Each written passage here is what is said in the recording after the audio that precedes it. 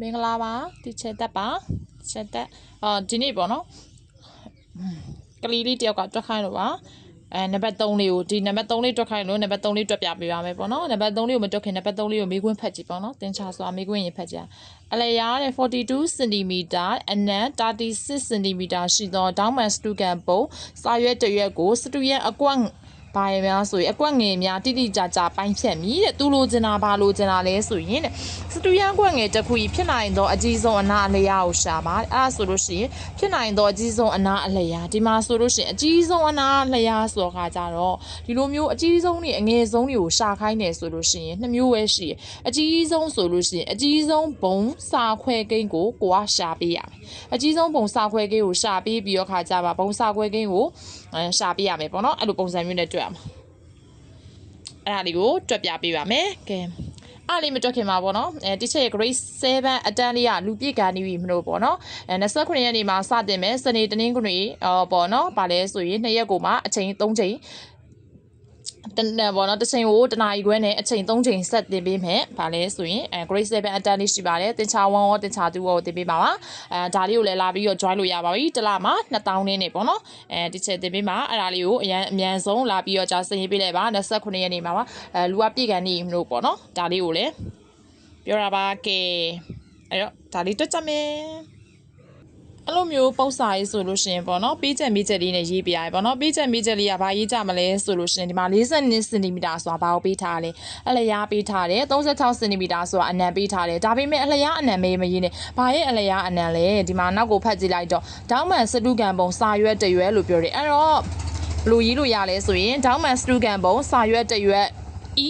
အလျားလို့ရေးလို့ရတယ်။ဒေါင်းမအလျားလို့ပဲမရေးခဲ့ပါနဲ့ပေါ့နော်။ဒေါင်းမစတူကန်ပုံစာရွက်တရွက်ရဲ့အလျားမြင်များခြင်း42 cm ။ဒေါင်းမစတူကန်ပုံစာရွက်တရွက်အနံလို့ရေးပါအောင်။ဘာရဲ့အလျားဘာရဲ့အနံပဲမသိမှကြောက်လို့ဒီလိုလေးရေးပြရမယ်ပေါ့နော်။ဒေါင်းမစတူကန်ပုံစာရွက်တရွက်အလျားဘယ်လောက်ရှိရလဲဆိုလို့ရှိရင်ဒီမှာ42 cm မလို့42 cm ဆိုပြီးရေးလိုက်တယ်။နောက်တစ်ခုကဒေါင်းမစတူကန်ပုံစာရွက်တရွက်အနံဘယ်လောက်ရှိရလဲဆိုလို့ရှိရင်ဒီမှာ36 cm ဆိုတော့36 cm လို့ရေးလိုက်တယ်ပေါ့နော်။အဲ့ဒါရေးပြီးသွားလို့ရှိရင်ဒီမှာမေးထားချက်ကဘာလဲဆိုရင်စတူယန်ကွက်ငယ်တစ်ခုကြီးဖြစ်နိုင်တော့အကြီးဆုံးအနာအလျားကိုရှာပါအဲ့တော့ဘာလဲဆိုရင်အကြီးဆုံးအနာအလျားမြများချင်းလို့ရေးလိုက်တယ်ပေါ့နော်ရှေ့ဟာရှိနေရဆိုလည်းမရေးနဲ့ပေါ့နော်အကြီးဆုံးအနာအလျားမြများချင်း question mark လို့ရေးလိုက်ရတယ်ပေါ့နော်အဲ့တော့အကြီးဆုံးအနာအလျားကိုလိုချင်တာမြများချင်း question mark ပေါ့နော်အဲ့လိုအကြီးဆုံးအနာအလျားဆိုလို့ရှိရင်ပေါ့နော်အကြီးဆုံးဆိုလို့ရှိရင်အကြီးဆုံးပုံစာခွဲကင်းကိုရှာခိုင်းတာလို့မှတ်ရမယ်အငယ်ဆုံးဆိုရင်အငယ်ဆုံးပုံစာတိုးကင်းအငယ်ဆုံးဆိုရင်တိုးတာအကြီးဆုံးဆိုရင်ခွဲတာကိုမှတ်ထားလိုက်နော်အဲ့တော့စတူယန်ကွက်ငယ်တစ်ခုကြီးဖြစ်နိုင်တော့အကြီးဆုံးအနာအလျားမြများချင်း question mark လို့အဲ့မှာရေးလိုက်မယ်ပေါ့နော်ရေးပြီးတော့ဘာလို့ရမှာလဲဆိုရင်အကြီးဆုံးပုံစာခွဲကင်းကိုရှာမယ်40နဲ့36ကိုရှာမယ်40နဲ့36ကိုကြိုက်တယ်လို့ရှာလို့ရတယ်ပေါ့နော်အဲ့တော့ဟာကြတော့ဘာနည်းနဲ့ရှာမလဲဆိုလို့ရှိရင်ပေါ့နော်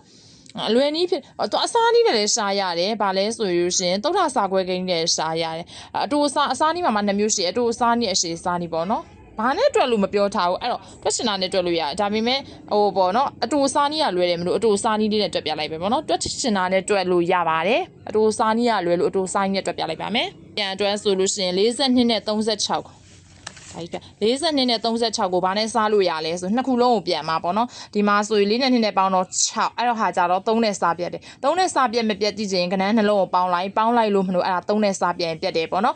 ပေါ့3နဲ့6နဲ့ပေါင်းတော့9ဆိုခါကြတော့အဲ့ပေါင်းရတဲ့ကဏ္ဍက3နဲ့စားလို့ပြတ်တယ်ဆိုလို့ရှိရင်အဲ့ဒီကဏ္ဍနေဟာပါနော်3နဲ့စားလို့ပြတ်တယ်အဲ့6တန်းမှာဟိုတင်